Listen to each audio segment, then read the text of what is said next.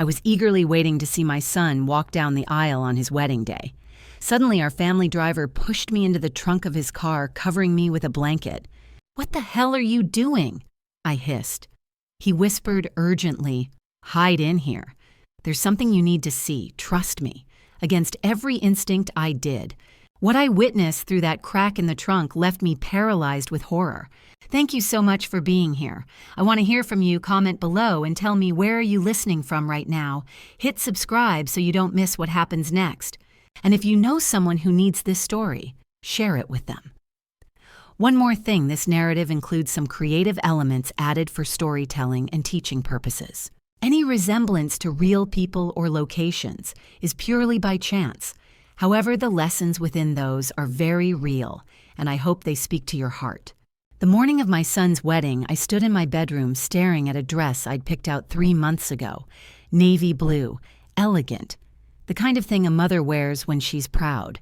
I should have been excited, crying happy tears, calling friends to say, "Can you believe my Blake is getting married?"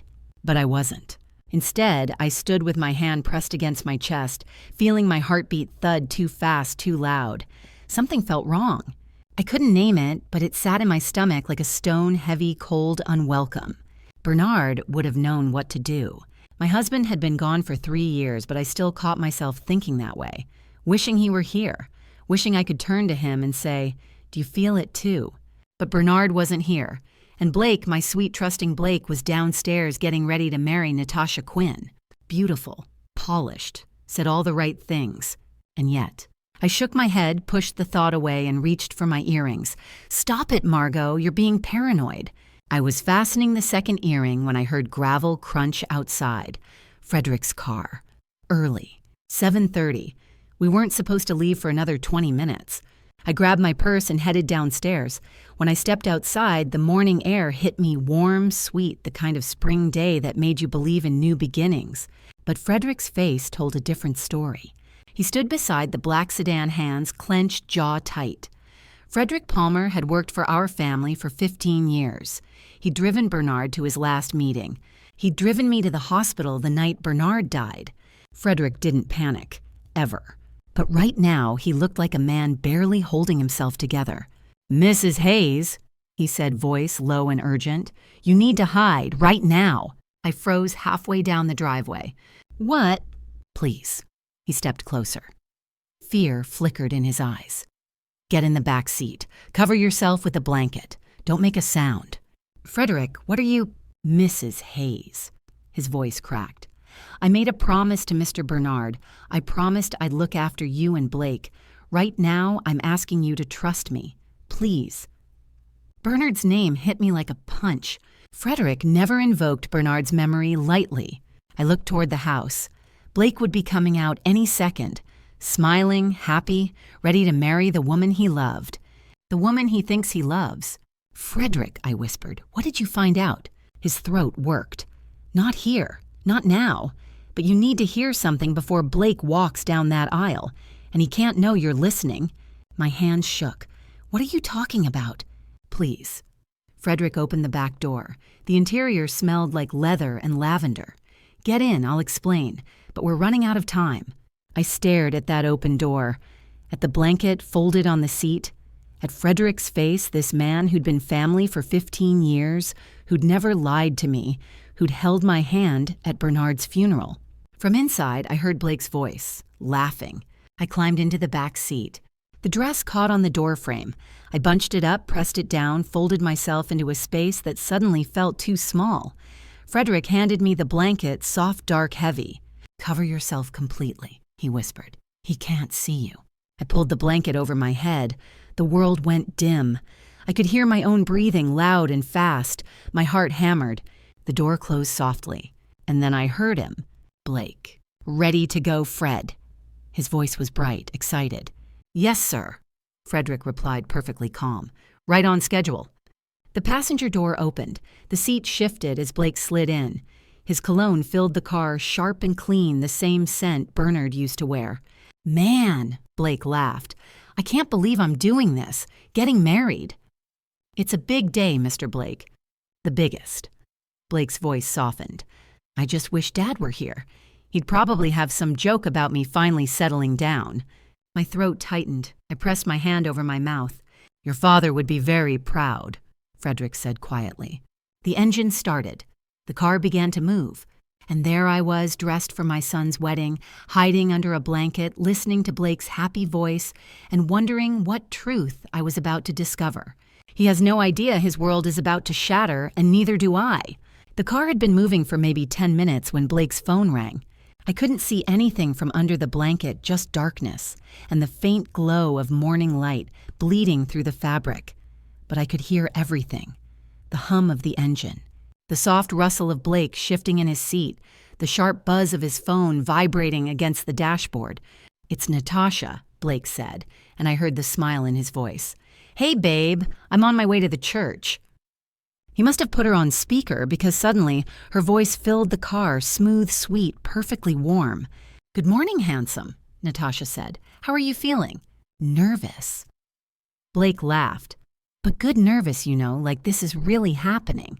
"It is." Her tone shifted slightly. I couldn't quite place it. "After today, everything changes." I frowned beneath the blanket. Everything changes. The words themselves were normal, something any bride might say. But the way she said it, there was something underneath. Something that didn't sound like joy. Blake didn't seem to notice. "I can't wait to start our life together. You, me, the whole future." There was a pause, just a beat too long. "Yeah," Natasha said finally. "Our life, finally." Finally. Why did that word sound so wrong? I pressed my hand against my chest, trying to slow my breathing. "You're overthinking this, Margot. You're hiding in a car because Frederick told you to, and now you're reading into every word like some paranoid." "Where's your mom?" Natasha asked, her voice casual but curious. Blake answered easily. "She's coming separately. She wanted some time alone to process, I think. You know how moms get emotional." My throat tightened. "Good," Natasha said, then softer almost to herself. "That's good." "Good? Why would it be good that I wasn't there?" Blake's phone buzzed again, a different sound this time. An incoming call trying to break through. "Hang on, babe," Blake said. "Someone's trying to call me." "Who?" Natasha's voice sharpened. "I don't know. Unknown number." Blake dismissed it. "Probably a spam call. Anyway, where were we?" They kept talking something about the reception, the flowers, whether Blake remembered to pick up his boutonniere. Normal wedding day chatter. But I barely heard it, because Blake's phone buzzed again. Same unknown number. This time, Blake's voice changed, just slightly. "That's weird. Same number." "Ignore it," Natasha said quickly. Too quickly. "It's your wedding day. You don't have time for telemarketers." "Yeah, you're right," but Blake sounded uncertain. They said their goodbyes. "I love you. See you at the altar," and Blake hung up. Silence filled the car for maybe 30 seconds. Then the phone rang again. Not a buzz this time, a full loud ring. For the love of... Blake grabbed the phone. I heard him check the screen. Same number, third time. "What the hell?" Frederick's voice came calm from the driver's seat. "You want me to pull over, sir?" "No, I'll just..." Blake answered, his voice clipped. "Hello?" I couldn't hear the other person, but I heard Blake's response. "I told you not to call this number." His voice dropped low, not angry, but scared. Actually scared. "I told you I'd handle it. Stop calling me." He hung up fast. The car felt suddenly smaller, tighter. "Everything all right, Mr. Blake?" Frederick asked, his tone perfectly neutral. Blake forced a laugh, but it came out hollow. Yeah, just wedding stress. You know how it is." "Of course, sir." But I could hear it, the tremor underneath Blake's words, the way his breathing had quickened, the way he shifted in his seat like he couldn't get comfortable. My son was scared, and he was lying. To Frederick, to himself. Maybe even to me if I'd been sitting beside him instead of hiding like a fugitive beneath a blanket. "Who was that?" I wanted to scream. "Who's calling you?" "What aren't you telling me?" But I stayed silent, frozen, listening. Frederick's voice came again, gentle. "You sure you're all right, sir?" "I'm fine, Fred." Blake's voice cracked on the word fine. "Just, let's get to the church. I need to marry Natasha. Everything will be fine once I marry her." Once I marry her. Like marriage was a finish line. A solution. A way to make something stop. My chest felt like someone had wrapped a band around it and pulled tight. What are you running from, Blake? And why do you think marrying Natasha will save you? The car kept moving, and I kept listening. The car slowed, then turned. I felt it the shift in direction, the pull to the left when we should have been going straight. Even hidden beneath the blanket, I'd memorized the route to the cathedral. My husband's funeral had been held there. Blake's baptism. Every major moment of our family's life had happened in that building. This wasn't the way. Fred Blake's voice carried uncertainty. Where are we going? Slight detour, sir. Frederick answered smoothly. Blake's phone chimed a text message alert. Oh. Blake's tone shifted, relief mixed with concern. It's Natasha. She says, hang on. I heard him reading aloud the way he always did when he was stressed. Emergency at friend's house. Need you to pick me up before church. He paused. She sent an address. Everything all right? Frederick asked. I don't know. She says it's urgent. Blake's voice tightened. Fred, can we make a quick stop? I need to get Natasha. Of course, sir. Frederick's response came too easily, too prepared. He knew. Frederick knew this would happen. The car turned again. The smooth hum of highway pavement became the rougher texture of neighborhood streets. I felt every bump, every pothole. This is it. Blake sounded confused. This neighborhood is... Natasha's friends usually live in... He trailed off. I knew what he meant. Natasha's circle, or the circle she'd shown us, lived in places like ours. Gated communities. Tree-lined streets with names like Oakmont Drive and Willow Creek Lane. This wasn't that. The car stopped. I'll be right back, Blake said. She told me to wait inside in the living room. The door opened, closed, footsteps on pavement growing fainter. Then Frederick's voice low and urgent. Mrs. Hayes, come out now. I pushed the blanket off. Light flooded in morning sun, almost blinding after so long in darkness. I blinked hard, my eyes adjusting. Frederick stood at the open door, hand extended to help me out. I took it. My legs had gone stiff from staying curled up. My dress was wrinkled beyond repair. I didn't care. Frederick, I hissed, keeping my voice low. What is this? Where are we? He didn't answer, just pointed. I followed his gesture to a small house, single story, painted pale yellow, maybe 30 years old. The lawn needed mowing. A child's bike lay on its side near the garage. And there, at the end of the driveway, a mailbox. Black letters on white, the Collins family. I stared at it, read it again. Collins. Collins, I whispered. Natasha's last name is Quinn. Frederick's expression stayed grim. Look at the house, Mrs. Hayes. I did. Blake stood at the front door, the main entrance facing the street. He knocked. The door opened. Natasha appeared dressed casually in jeans and a sweater. Her hair pulled back in a ponytail. Nothing like the polished, perfect woman who'd been having dinner at our house just days ago.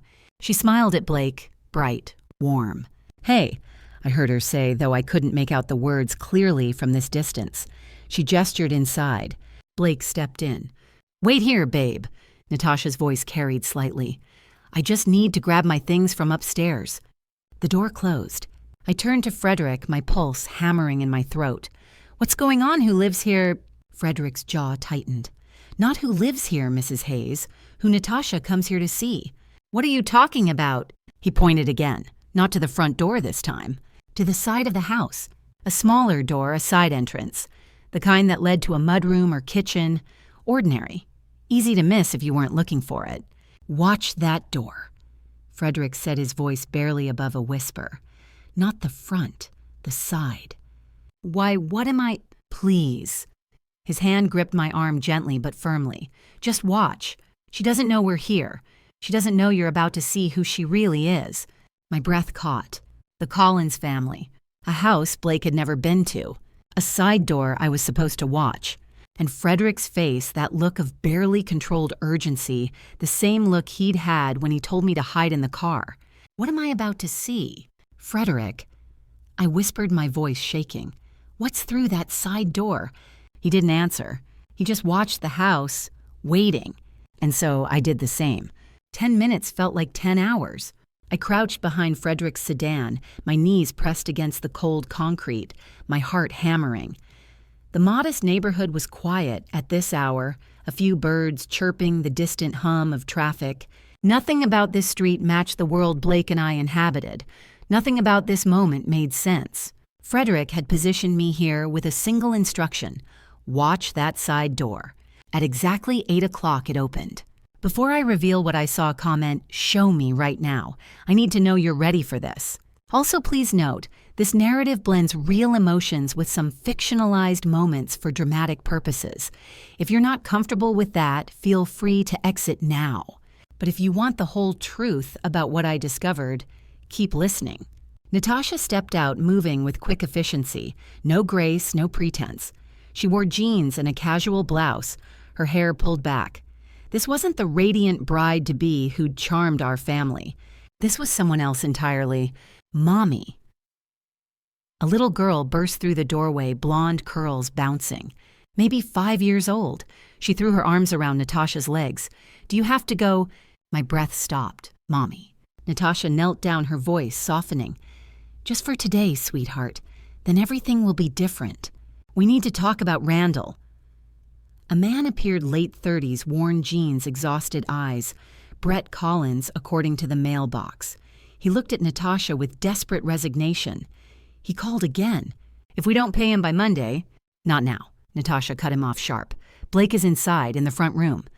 Brett's face crumpled. "You're really doing this, marrying him?" He shook his head.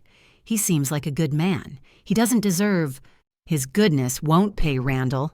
Natasha's words were ice. "His family's money will. The Hayes estate, the hotels, the accounts, that's what keeps our daughter safe." She stepped closer. 1 year of marriage, a clean divorce, and we're free. Randall gets paid and we disappear. I pressed my fist against my mouth. His family's money, Bernard's legacy, Blake's inheritance, everything my husband had built. She wanted to steal it all. Brett stared at the ground. "I don't like this." "You don't have to like it." Natasha pulled him close and kissed him. Not the polite gesture she gave Blake in public, but something real. Years together. Shared history. A family. "You just have to trust me." "Daddy." The little girl tugged his shirt. "Can we have pancakes?" "Sure, baby." Brett's voice broke. "Go inside. I'll be right there." As the child skipped away, something shattered inside my chest. That innocent girl had no idea her mother was about to destroy another family to save their own. "Natasha." Blake's voice called from deep inside the house.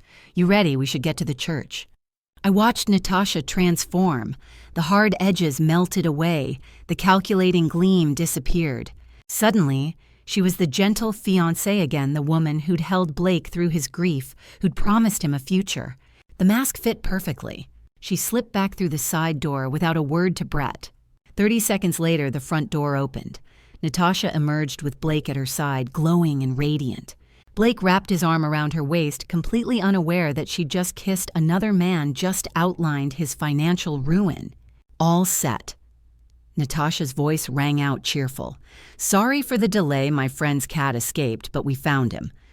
She pulled Blake toward a silver sedan parked in the driveway. "Let's take my car, baby. I want to drive us to the church together. Just you and me before everything changes." Blake's face softened. "Yeah, that's really sweet." He glanced toward the street where Frederick waited. "I'll text Frederick to meet us there." "Perfect." Natasha kissed his cheek. "Let's go get married." Within moments, her car pulled away and I watched it disappear around the corner, taking my son toward what should have been the happiest day of his life. Instead, he was driving into a trap. I stepped out from behind the sedan, my legs shaking, but my resolve absolute. Frederick appeared beside me, his expression grim. "Her car," I said quietly. She drove them in her car. "She's been using it to move between both lives." Frederick replied, no admiration in his tone. Mr. Blake never questioned why she insisted on driving herself to certain places. He checked his watch. 20 minutes to the church. If you're going to talk to Mr. Collins, do it now." I walked to the front door, each step heavier than the last, and knocked. The knock echoed louder than I expected. I stood on the front porch, heart racing but hands steady. Morning sun felt too bright for what I was about to do. Inside, footsteps approached. The door opened. The man looked exactly like I'd seen moments ago, late 30s, exhausted eyes, world-weary, Brett Collins. He studied me with confusion and growing wariness. "Can I help you?" "My name is Margot Hayes." I kept my voice steady. "I believe you know my son, Blake." Color drained from his face instantly. His hand gripped the doorframe. I don't." I held up my phone, the engagement photo Blake had sent 2 months ago. Blake and Natasha smiling. Then the formal portrait from their engagement party. Brett staggered backward. "Oh, God, she's really doing it." I stepped forward. He didn't stop me. The small living room was modest but clean, worn furniture toys scattered on carpet. In the corner, a little girl with blonde curls sat playing with a dollhouse, humming softly. Zoe, the innocent child caught in all this. Doing what? I faced Brett, directly channeling Bernard's strength. "Always face the truth directly, Margot. Tell me everything, right now." Brett glanced at his daughter. She hadn't looked up, then back to me, his eyes hollow with defeat and fear. "She's my wife." His voice cracked. "Legally. We've been married for 4 years." The words hit hard, even though I'd known. Hearing it confirmed 4 years made it real. Blake had only known her for 2. And today, I said quietly, voice trembling despite control, "She's marrying my son." Brett nodded miserably. "She said marrying into your family would solve everything." "Solve what?" "The debts, the threats, everything." The story spilled out. They'd gotten into debt, medical bills from Zoe's premature birth, then bad investments. A man named Randall Turner had loaned them money when banks wouldn't. But Randall wasn't a banker. He was something worse. "She researched your family," Brett said, not meeting my eyes. "Found out about the hotels, the real estate, the investments. She saw an opportunity. She spent months planning this, creating a new identity as Natasha Quinn, her maiden name plus her grandmother's. Getting close to Blake at that charity event wasn't an accident." I thought back to that night 2 years ago, the hospital fundraiser. Blake had been so excited about the beautiful woman who shared his passion for nonprofit work. I'd been happy for him. He'd been lonely since Bernard died, all a lie from the beginning. "Your son seems like a good man," Brett continued, guilt thick in his voice. "He doesn't deserve this." But Natasha said if she could marry him, get access to the Hayes accounts, we could pay off Randall and disappear. Start over somewhere safe. Safe from what? Brett looked up, fear genuine. "If she doesn't pay Randall soon," he said he'd take Zoe. The room tilted. "Take Zoe. After your son's wedding, we'd have access to the money. Joint accounts, insurance policies, all of it. Natasha said she'd transfer what we needed within a week, then stage a divorce in months." His voice dropped to whisper, "If we don't pay Randall by tonight." He couldn't finish, just looked at his daughter, still playing innocently, singing about princesses and castles. A 5-year-old who had no idea her mother was destroying another family to save her own. A little girl whose life had become a bargaining chip. I stood frozen, mind racing. This wasn't just about betrayal anymore, not just about protecting Blake from heartbreak or financial loss. A child's life was at stake. A desperate father dragged into this nightmare, and somewhere out there, a dangerous man expecting his money tonight. Bernard's voice echoed. "The right thing is rarely the easy thing, Margot." I looked at Brett Collins, this broken, desperate man, then at little Zoe humming her princess song. And I made my decision. We didn't have time for tears, less than 3 hours until the ceremony. Bernard had taught me something that guided me through building our business after his death. Protect family first. Deal with emotions later. "Do you have proof?" I asked, voice sharp and businesslike. "Any documentation?" Brett's head snapped up. "Yes, I kept everything." He disappeared into the bedroom. Zoe continued playing in the corner, oblivious. 30 seconds later, Brett returned carrying a worn manila folder. He spread the contents across the coffee table. First, the marriage certificate. Official, legal, undeniable, Brett Collins and Natasha Quinn Collins married 4 years ago. The state seal stared up at me. Then photographs. Family pictures spanning years, hospital with newborn Zoe, Christmas mornings, birthday parties, beach vacations. A complete life documented. A real marriage. A real family. Everything Blake thought he was getting. Text messages came next, printed and highlighted. Natasha to an unknown number. The Hayes family is worth millions. Hotels, real estate investment portfolios. Once I'm in, we can access everything. Another, Blake is perfect, grieving, lonely, desperate for connection. He won't see it coming. My stomach turned. Bank statements showed her research searches for Hayes Properties Atlanta. Hayes Hotel Group net worth, Hayes family assets. She'd been hunting us. The final text made my blood run cold. Once I marry into it, we'll be protected. Randall can't touch us. 1 year, then divorce, and we disappear with enough to start over. This is fraud, I said quietly, hands trembling. Identity theft, bigamy, enough to put her in prison.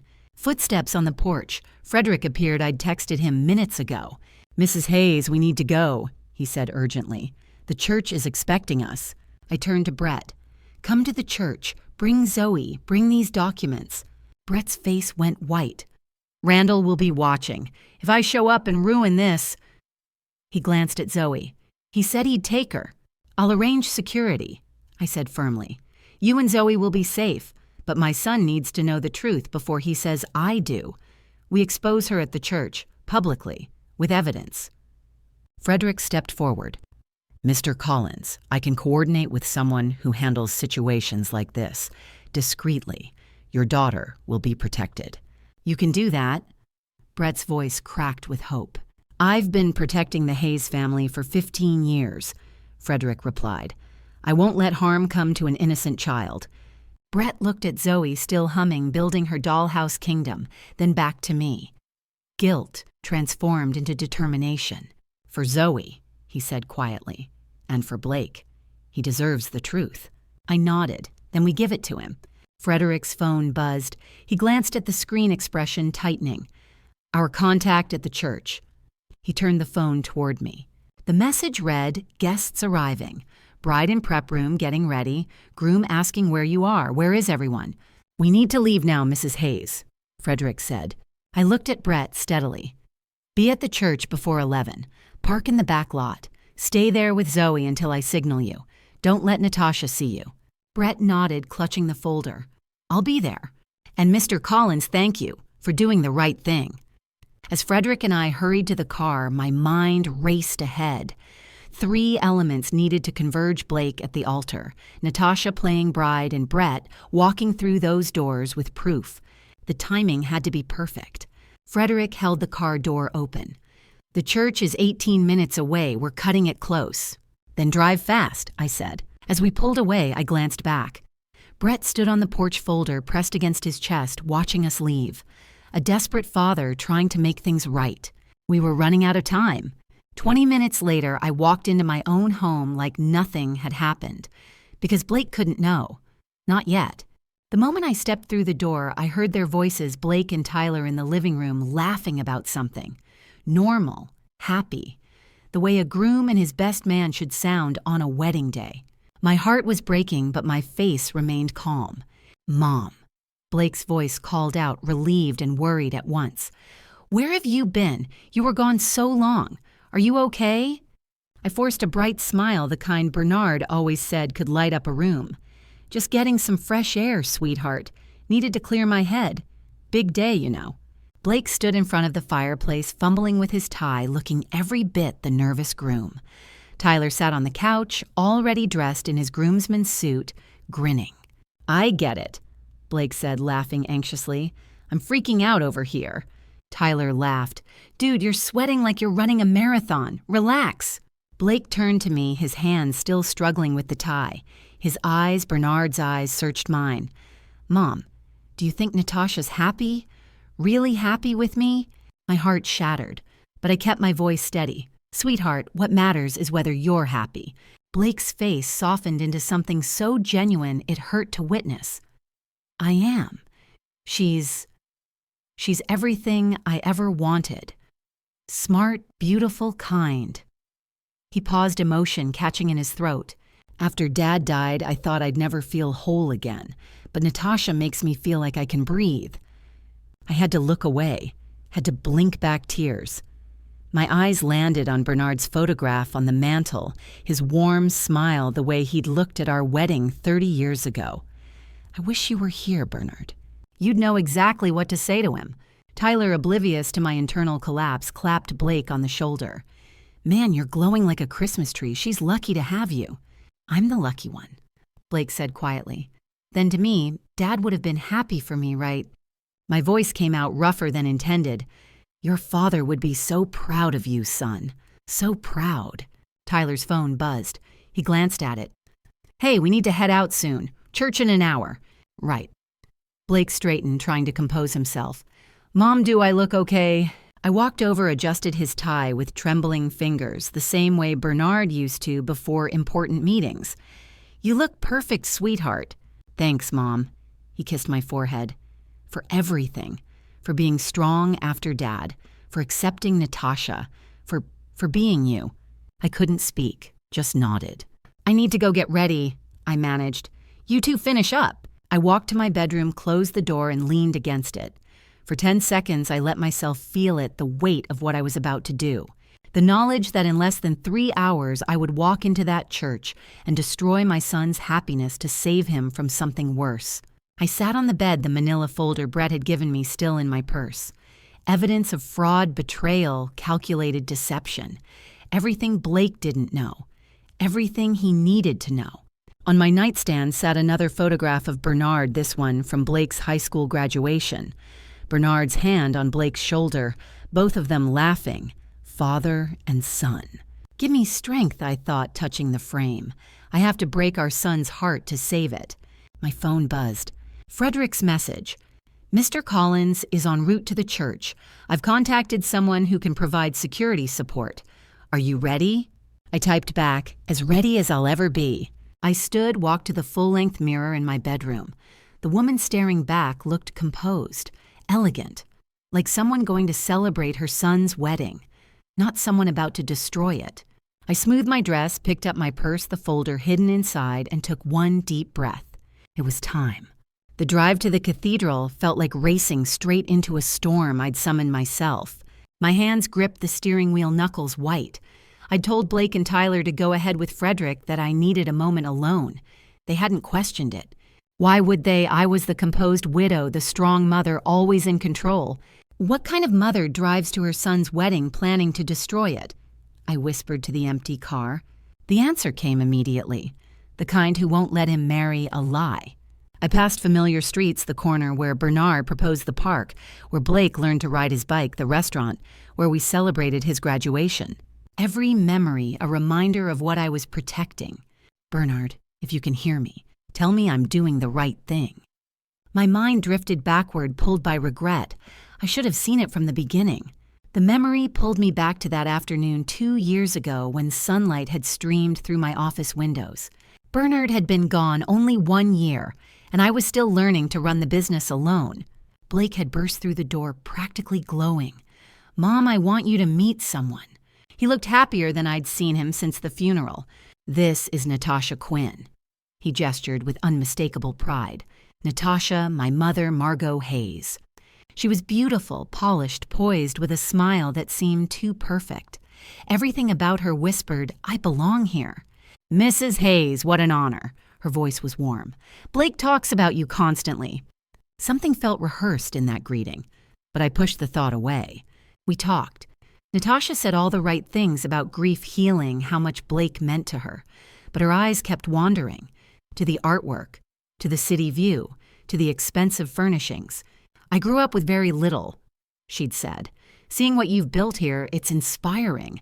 Then came the questions, too specific. How do you manage such a large portfolio? Do you have business partners? How is succession planning structured? My instincts whispered something's wrong, but Blake was beaming, holding her hand like she was his lifeline back to the living. Don't be paranoid, I told myself. Don't become that mother-in-law. Bernard's voice echoed in memory. Look at people's eyes, Margot. Don't listen to their words. I'd looked at Natasha's eyes that day. They'd been calculating, measuring the value of everything in that room.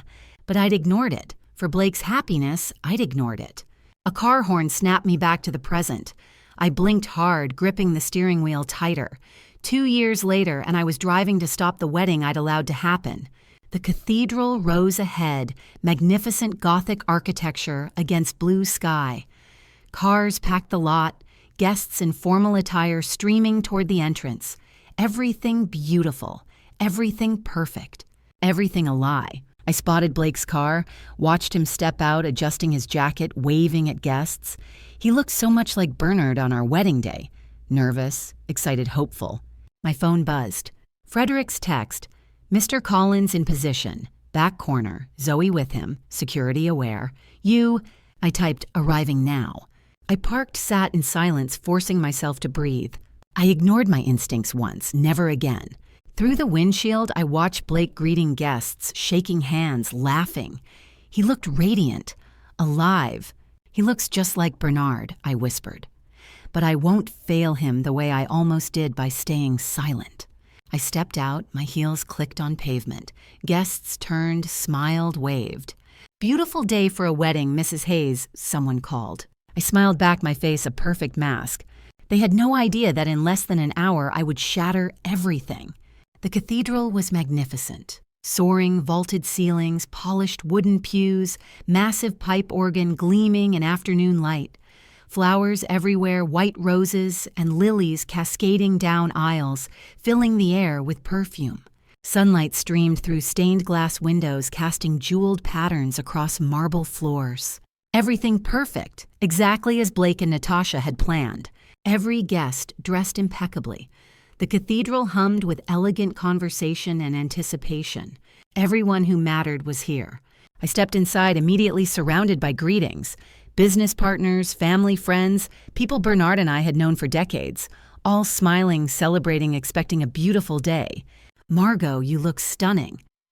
Walter approached Bernard's old business partner, kind eyes crinkling. Bernard would be so happy seeing Blake settled like this. I forced a smile. I hope so, Walter. That, Natasha, is a real gem. He continued warmly.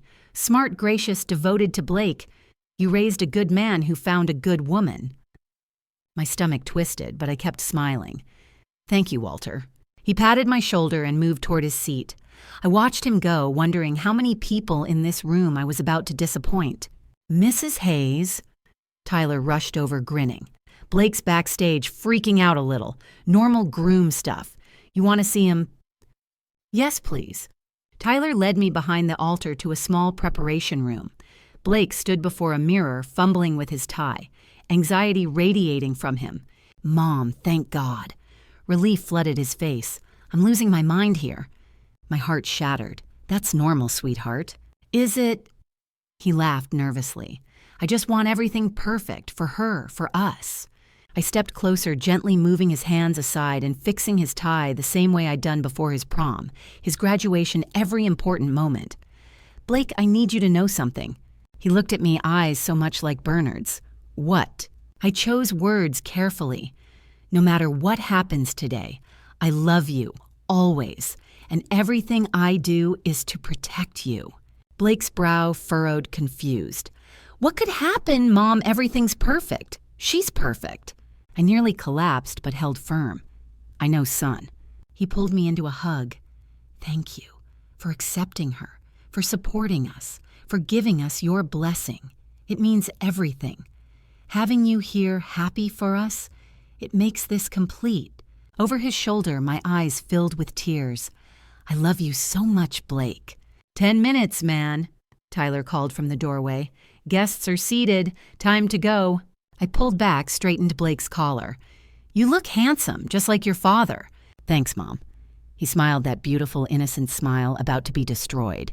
I left the room, composure hanging by a thread. As I walked down the corridor, I passed the bridal preparation room. The door was slightly ajar. Natasha's voice on the phone. Her tone completely different, cold, calculated, sharp. After this, we're done. We'll be fine. He won't know anything until it's too late. My blood ran cold. I stepped back silently before she could see me. That voice wasn't the woman who'd charmed our family. That was someone executing a plan, someone who'd never loved my son. I walked away quickly, hands trembling but mind clear. In 10 minutes, the ceremony would begin. In 15 minutes, I would end it. The organ music swelled, filling the cathedral. Every head turned toward the back. The ceremony was beginning. Guests rose to their feet. The traditional processional started bridesmaids gliding down the aisle in elegant dresses, carrying small bouquets, smiling at the crowd. I sat in the front row, the exact spot where I'd sat at my own wedding to Bernard 30 years ago. My hands were folded calmly in my lap, but my heart pounded so hard I was certain everyone could hear it. Blake stood at the altar with Tyler beside him, Reverend Gibson positioned between them. My son's face showed everything: nervous anticipation, barely contained joy, eyes glistening with emotion as he kept glancing toward the back of the cathedral. The music shifted. The bridal march began. The doors at the back opened wider. Natasha appeared. She was stunning. A vision in white, the dress fitted perfectly, flowing elegantly behind her veil, cascading down her back, bouquet of white roses clutched in her hands. She looked every bit the perfect bride. Whispers rippled through the guests. "She's beautiful. What a gorgeous bride." They look so perfect together. Natasha began her walk down the aisle, each step slow and measured, perfectly timed to the music. Her smile was radiant, graceful, everything a bride should be. Blake's face transformed completely. Pure joy, tears streaming down his cheeks. He pressed his hand to his chest like his heart might burst. I watched her approach, thinking, she looks like an angel, but I know better. Natasha passed each row, nodding graciously at guests, her smile never faltering. She played the role flawlessly. My eyes swept the room. Frederick stood near the side entrance, almost invisible unless you knew where to look. He caught my eye, gave the smallest nod. "Ready?" I scanned the back corner. Brett and Zoe partially hidden behind a column. Zoe whispered something to her father. Brett gently shushed her, his hand protective on her shoulder. "Everything in position." Natasha reached the front, stopped, turned to face Blake. He stepped forward, hand extended, eyes full of love and wonder. She took his hand, stepped up beside him. Reverend Gibson's voice rang out, warm and ceremonial. "Dearly beloved, we are gathered here today to witness the union of Blake Hayes and Natasha Quinn in holy matrimony." The traditional words, the sacred vows about to be spoken. Marriage is a sacred bond. Reverend Gibson continued, built on trust, honesty, and love. Trust, honesty, love. The words felt like mockery. Natasha's smile remained perfect, but I noticed something, her fingers tightening on Blake's hand just for a moment before relaxing again. She knew something was wrong. She just didn't know I knew everything. "Marriage is not to be entered into lightly," the Reverend said, but reverently, deliberately, and in accordance with the purposes for which it was instituted. Blake looked at Natasha like she'd hung the moon. Tyler stood proud beside him. The guests watched with rapt attention, expecting a fairy tale ending. I sat perfectly still in the front row, hands folded calmly on my lap, patient, waiting. The Reverend continued with opening prayers readings from Corinthians about love being patient and kind. Blake and Natasha stood side by side, looking absolutely perfect together. The entire community was watching, expecting, celebrating. Natasha's smile never wavered, but I saw her fingers tighten again, just a flicker on Blake's hand before releasing. I sat motionless, my own hands clasped peacefully in my lap, patient, waiting. Reverend Gibson's voice continued, but I barely heard the words anymore. I was counting down the minutes. Reverend Gibson cleared his throat. His voice rang out across the silent cathedral, solemn and ceremonial. "If anyone here knows any reason why these two should not be joined in holy matrimony, speak now or forever hold your peace." The traditional silence followed, the moment every ceremony has but no one ever fills. 3 seconds. 4. 5. Natasha's shoulders relaxed slightly, relief washing over her face. Blake smiled nervously at her, squeezing her hand tighter, his eyes glistening. I stood slowly from the front row. The sound of my movement fabric rustling the pew, creaking, echoed in the profound stillness. Every head turned toward me. I object. My voice was clear, steady, undeniable. Gasps erupted throughout the cathedral like a wave crashing. Shocked whispers exploded instantly. "What? Did she just... Oh my God! The mother of the groom!" Blake spun around, face stricken with confusion and horror. "Mom, what are you doing?" Tyler's mouth fell open. "Mrs. Hayes."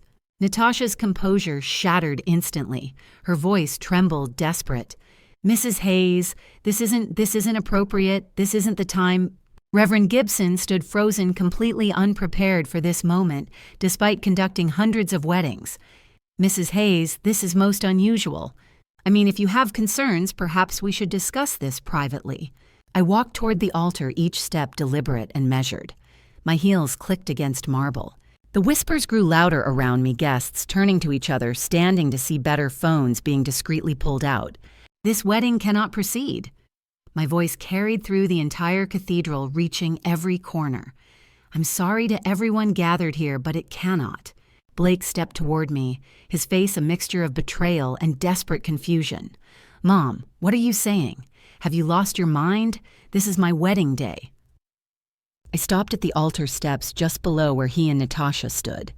My eyes met my son's, those eyes so much like Bernard's, and my heart broke. But I didn't waver. "No, sweetheart, I finally found it." I turned my gaze to Natasha. She stood frozen bouquet, trembling in her hands, the perfect bride facade cracking before everyone's eyes. "This is insane," Natasha said, her voice rising with panic. "You're ruining this is my wedding. Our wedding, Blake. Your mother is—" I cut her off, my voice still calm, still controlled. "Because the woman standing at this altar is already married." The cathedral erupted. Louder gasps, stunned exclamations, chairs scraping as people stood. "What? She's married? To who?" The whispers became a roar. Blake staggered backward like I'd physically struck him. What are you talking about, Mom? That's impossible. We've been together 2 years. She's never—" Tyler caught Blake's arm, steadying him, his own face pale with shock. Natasha's voice turned shrill, desperate. "That's not true. She's lying. She's completely lying. Blake, don't listen to her. Your mother is trying to sabotage us because she never wanted you to move on after your father." I kept my gaze locked on Natasha, unwavering. "Tell them. Tell everyone here about Brett. Tell them about Zoe." Silence fell like a hammer. Every eye fixed on Natasha. Her face went from white to gray. Her hands started shaking so badly the bouquet trembled visibly. Blake looked between us, his voice breaking. "Who's Brett? Who's Zoe, Mom? What are you talking about?" Natasha's mouth opened, but no sound came out. The mask had finally completely shattered. Walter's voice came from somewhere in the crowd. "Margot, what's going on?" I didn't take my eyes off Natasha. "Brett Collins is her husband. Legal husband. They've been married for 4 years. Zoe is their 5-year-old daughter." The cathedral exploded again, louder this time. Voices overlapping, people standing, the organist, even standing up to see what was happening. Then slowly heads began turning toward the back of the cathedral. Movement caught everyone's attention. And there he was, walking down the center aisle with measured steps, a little girl clutching his hand. The man Natasha called husband, Brett Collins, had entered the building. Brett Collins stepped into the center aisle from the back corner, holding Zoe's small hand in his. Zoe's voice carried in the profound silence, innocent and confused. "Daddy, why is everyone staring at us?" Brett squeezed her hand gently, his voice soft. "It's okay, sweetheart. Just walk with Daddy." They moved down the aisle together, each footstep echoing against marble. The cathedral held its collective breath, hundreds of eyes following their progress. Whispers rippled through the guests like wind through leaves. "Who is that man?" "There's a child? What's happening? Did she say Daddy?" Zoe looked around, eyes wide with wonder at the flowers and decorations. "Daddy, it's so pretty here. Look at all the flowers." Then she saw Natasha standing at the altar in her white dress veil flowing behind her. Zoe's face lit up with pure, innocent delight. "Mommy, you look like a princess." The cathedral erupted. Louder gasps, shocked exclamations. "Mommy!" She called her Mommy. "Oh my God!" Natasha's voice cracked with panic. "Zoe, no, Brett, what are you doing? You can't—" Blake turned to me, his face a mask of confusion and desperate hope that this was somehow a mistake. "Who is this man? Who is that child, Mom? What's going on?"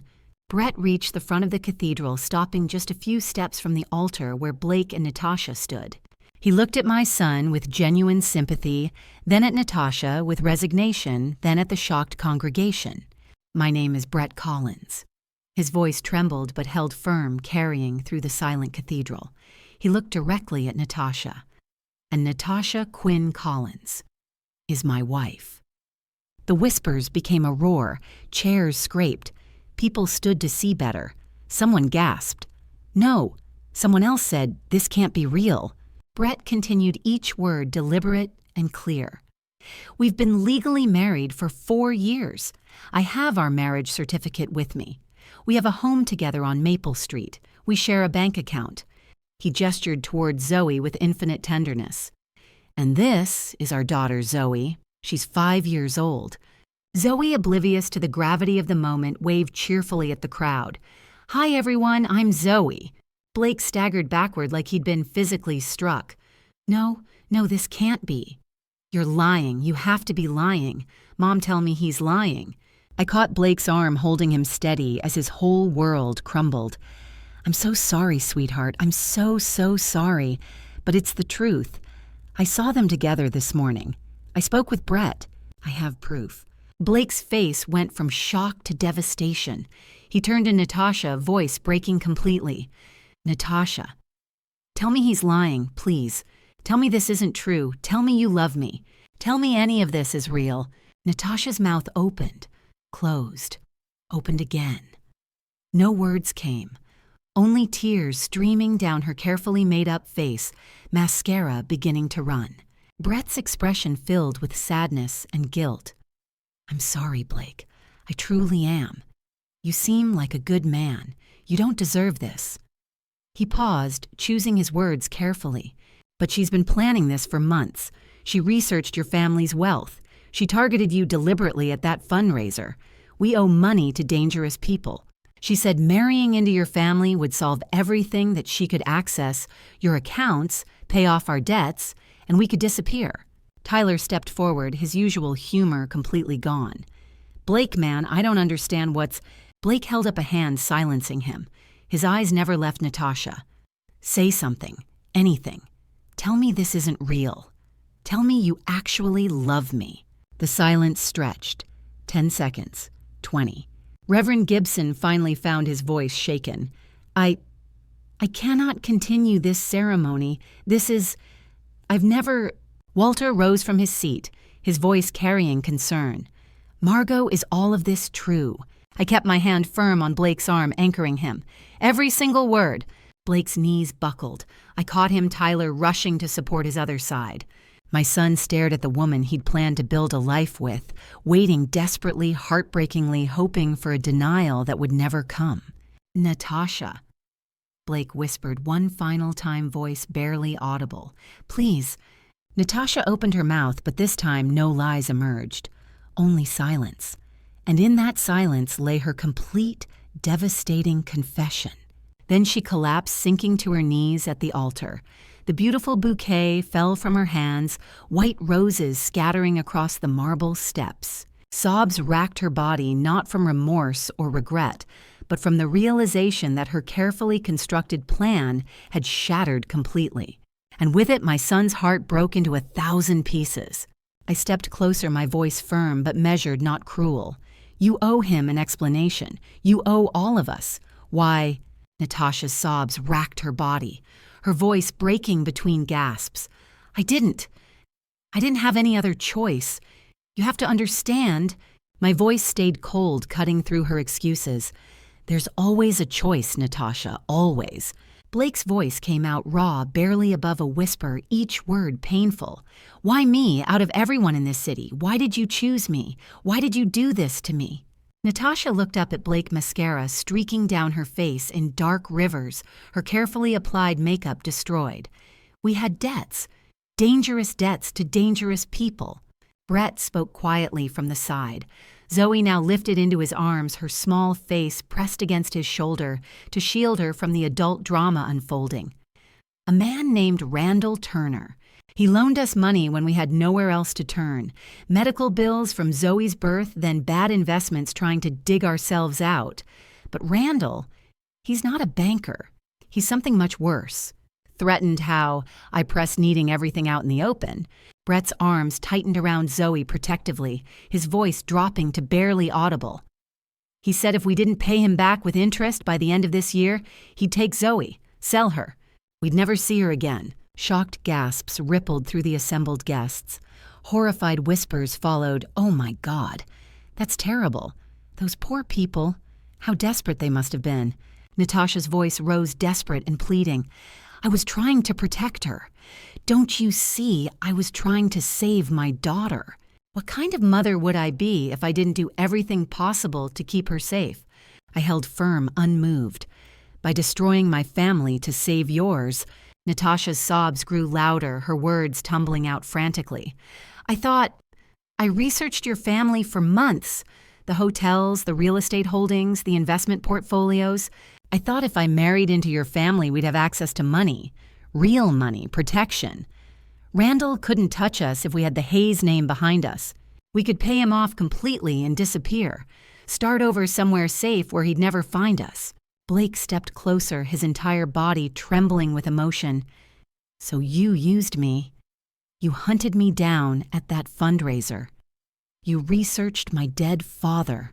You learned what I cared about so you could pretend to care about the same things. You manipulated me. You made me fall in love with what a character you created a lie. I'm sorry." Natasha looked up at him, and for the first time I saw what might have been genuine anguish on her face. "Blake, I'm so sorry. I never wanted to hurt you like this. You're a good man. You deserve so much better than—" My voice cut through her apology like a blade. "Sorry doesn't erase 4 years of systematic lies. Sorry doesn't undo bigamy and fraud." Blake stopped directly in front of Natasha, looking down at her kneeling form, his voice barely holding together. "Did you ever love me even a little bit? Even for a moment? Or was every kiss, every word, every promise, every time you said, 'I love you,' all of it just an act?" The cathedral fell completely silent. Every person held their breath, waiting. Natasha looked up at Blake, mouth opening as if to speak. But no answer came. Seconds ticked by, 5, 10, 15. Blake's voice cracked completely. "Answer me, please. I need to know if any of it was real." Natasha looked down at her hands, unable to meet his eyes, tears falling onto the white marble floor. That silence was the most brutal answer of all. Blake turned away sharply, his hand covering his face, shoulders shaking. Tyler immediately stepped forward, placing both hands on Blake's shoulders in silent support. I addressed Natasha one final time. "Your desperation doesn't justify what you did. You didn't just deceive one person. You deceived an entire community. You committed fraud. You planned to steal from our family, and you destroyed my son's ability to trust in the process." Walter's voice came from somewhere in the crowd. "Margot, should we notify the authorities?" "Already done," I replied calmly. Blake's shoulders continued to shake. I moved toward him, wanting to hold my son to somehow absorb his pain. But before I could reach him, a calm, authoritative voice echoed from the cathedral entrance. "Mrs. Hayes, we're here as requested." I turned. 2 police officers walked down the center aisle, calm and professional, badges visible. Frederick had made one more call I hadn't known about. The male officer spoke first. "We're looking for Natasha Quinn." Natasha's panic was immediate. "No, please." The female officer approached gently but firmly. "Ma'am, I need you to stand up."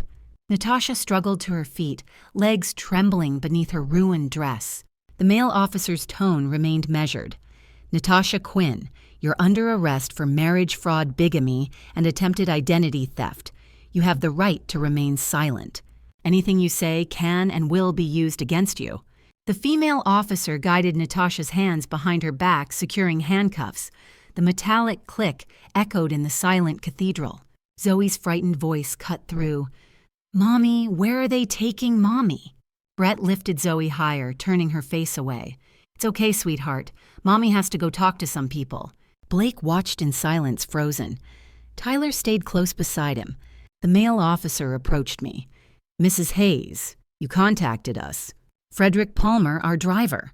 I gestured toward Frederick near the entrance. Frederick nodded confirmation. "We'll need statements from you, Mr. Collins, and anyone with relevant information," the officer said. Brett, holding Zoe, protectively nodded.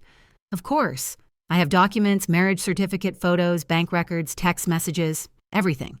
The female officer continued with Natasha. "Do you understand these rights?" Natasha nodded through tears. I addressed the male officer quietly. "There's also a man named Randall Turner. He's been threatening Mr. Collins and his daughter." The officer nodded. "Already handled. We have Mr. Turner in custody outside. He attempted to enter the premises. He's being held on charges of harassment and illegal threats." Brett's relief was profound. "Zoe's safe." "Yes, sir. You and your daughter are completely safe." Natasha was led down the aisle, white dress trailing behind her handcuffs, reflecting stained glass light. She looked back at Blake one final time, desperate. Blake stared ahead, jaw clenched. Natasha whispered, voice breaking, "Blake, please, Blake turned his head, looked directly at her. His voice came out flat dead. "Don't." That single word carried more finality than anything else said. The officers guided Natasha through the doors. They closed with a heavy thud. Silence fell over hundreds of guests. Not a whisper, not a movement. Blake stood at the altar in his wedding suit, staring at nothing. Walter rose slowly. "Margot, what happens now?" I looked at my son frozen where he was supposed to have been married. "Now," I said quietly, "we help him heal." But as I looked at Blake's hollow expression, I realized the hardest part hadn't ended. It was only beginning. The cathedral began to empty. Slowly, quietly, guests left, some whispering, some silent. But Blake didn't move. He sat in the front pew, still in his wedding suit, head in his hands. A few guests stopped briefly, touching his shoulder, murmuring, "I'm so sorry." Walter paused. "Margot, if you need anything." I nodded gratefully. He left. Tyler approached Blake. "Man, I'll be right outside. Take your time." He glanced at me, nodded, stepped away. I sat beside my son in the same pew where I'd sat at my own wedding. I said nothing at first. Silence stretched between us. Blake's voice came out rough. "How long have you known?" I answered honestly. "Since this morning. Frederick discovered it weeks ago but confirmed everything today." Blake looked up, eyes red. "Why didn't you tell me sooner? Why wait until I was at the altar?" I held his gaze. "Because you wouldn't have believed me, Blake. If I'd told you yesterday, you'd think I was paranoid, overprotective. You would have defended her." Blake laughed bitterly. "You're right. I would have chosen her over you." Pause. "God, I'm such a fool." I spoke firmly. "You're not a fool. You wanted to believe in love. That's not weakness. That's courage." Blake's voice filled with tears. "It feels like weakness. I feel like the biggest idiot in the world. She deceived all of us, Blake. She was very good at it. She planned for months. That's what made her dangerous." Blake stared at his hands. Was any of it real? Did she feel anything, or was I just a mark? I chose words carefully. "I don't know, sweetheart. Maybe there were moments. Maybe she doesn't even know anymore." Blake's voice cracked. "Dad would have seen through her, wouldn't he?" My chest tightened. "Maybe, maybe not. Your father was brilliant, but love makes everyone vulnerable, even him." Blake's tears fell freely. "I miss him so much, and I thought Natasha filled that hole, but she just made it bigger." I wrapped my arms around my son. "I know, sweetheart, I know." Blake leaned against my shoulder, letting himself be vulnerable for the first time in years. I spoke quietly. "Your father taught me something. He said, protect the ones you love even when it hurts them, because losing them hurts more." Blake whispered, "You saved me. I did what any mother would do." "No." Blake pulled back to look at me. "Most people would have stayed silent. You risked everything, your relationship with me, your reputation. You were willing to have me hate you to save me." "I never risked everything," I corrected gently. "I risked your anger, but I could never risk your future." Silence fell again, Blake processing. "What do I do now?" "Now you heal. You take time. You let people who love you help." Blake nodded slowly. "Thank you, Mom, for being brave enough to do what I couldn't." I kissed his forehead. We sat as afternoon light shifted through stained glass, mother and son in the cathedral meant to celebrate a beginning, but instead revealed a lie. Finally, Blake stood. "Let's go home, Mom." And we did, together. 3 months later, life looked different, quieter, but somehow stronger. I sat in my office, afternoon sunlight streaming through windows. On my desk sat a photograph, Bernard, me, and Blake, as a little boy, all three of us, laughing at something long forgotten. The door opened. Blake walked in carrying project folders. "Mom, I finished the Miller development proposal. Want to review it?" I studied him carefully. He looked better. Not healed completely, that would take time, but lighter. He slept through the nights now. Sometimes he even smiled. "How are you doing, Blake, really?" He sat down, answering honestly. "Some days are harder than others, but I'm okay. Therapy helps a lot. Dr. Williams says I need to rebuild trust slowly, no rushing into anything." I felt pride swell in my chest. That's very wise. "I'm taking time, focusing on work, on family, on myself." He paused. "Dad would be proud of how I'm handling this, right?"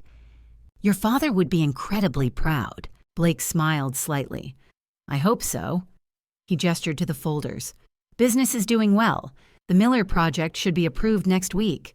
By the way," Blake added, "I officially started calling Frederick Uncle Fred. He actually teared up." I laughed softly. "He's earned that title. He earned it himself." Blake's expression shifted. "I heard from the prosecutor. Natasha's sentence came down. And 5 years, fraud, bigamy, identity theft. She'll serve at least 3 with good behavior." I nodded. Justice was served. "I don't hate her," Blake said quietly. I feel sorry for her. She destroyed everything and got nothing." "What about Brett and Zoe?" "Brett sent me a message.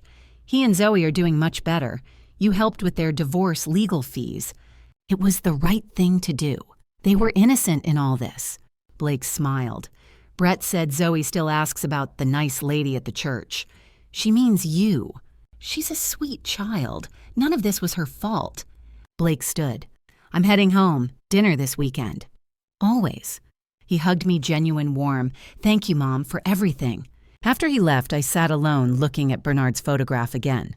"We did it, Bernard," I whispered. "Our son is safe." They say a mother's instinct is the greatest gift. I wish I'd trusted mine sooner. But in the end, I did what Bernard always taught me. I protected my family. Blake is healing, slowly, carefully, but genuinely. He's learned to recognize warning signs, to trust his instincts, to ask questions before giving his heart away. The business is thriving. Frederick is officially part of our family now, not just an employee, but an uncle, a protector, a friend. Brett and Zoe are safe. Randall is in prison. The threats are gone. I helped with their legal costs because that's what decent people do when innocent lives get caught in someone else's destruction. And Natasha. She's serving 5 years for fraud and bigamy. I don't wish her ill, but I don't regret what I did. Justice isn't revenge. It's protecting others from harm. Natasha Quinn thought she could build a future on lies. She believed if she could just reach that altar, just say, "I do," everything would work out. But truth doesn't need permission to surface. It only needs someone brave enough to open the door. If this story touched your heart, hit that subscribe button. Share it with someone who needs to hear this message. And comment below. Have you ever had to make a hard choice to protect someone you love? Tell me your story. I want to hear it. Proverbs 12:22 says, "The Lord detests lying lips, but he delights in those who tell the truth." Natasha built her plans on deception, desperation, and manipulation. But truth is never buried forever. And sometimes the hardest act of love is standing up and speaking that truth, even when it breaks your own heart to do it. Trust your instincts, protect those you love, and never be afraid to speak truth even when it shatters everything. Because in the end, one painful moment of truth is always better than a lifetime of suffering from lies. And to you, listening to this story, remember this. I stood at that altar because God gave me the strength to speak truth when silence would have been easier. 3 times I asked him for courage once when Frederick showed me the evidence, once in my car driving to the cathedral, and once more before I stood up and said, "I object." Each time he reminded me protecting those you love is never wrong. Looking back at my own journey, I made mistakes. I ignored my instincts for 2 years because I wanted Blake to be happy. Don't do what I did. Don't wait until your child is standing at the altar to act on what your heart already knows. Trust that God-given intuition. It's there for a reason. These family drama stories teach us that sometimes love means doing the hard thing. These grandma stories aren't just about weddings gone wrong, they're about mothers, grandmothers, anyone who's ever had to choose between keeping the peace and keeping their loved ones safe. When you face that choice, and you will face it, remember one moment of painful truth beats a lifetime of comfortable lies. Family drama stories like mine happen every day. Grandma stories like this one are real, and the courage to speak up that comes from above. If this story moved, you hit that subscribe button. Share it with someone who needs to hear it, maybe a friend facing their own family drama, maybe a grandmother wondering if she should speak up. Leave a comment below. Have you ever had to make a hard choice to protect your family? Your grandma stories matter too. I want to hear them. Thank you for staying with me until the end. A note to our listeners. The stories that follow contain some fictional elements created for educational purposes. If this content isn't for you, please feel free to explore other videos that better suit your preferences. God bless you all.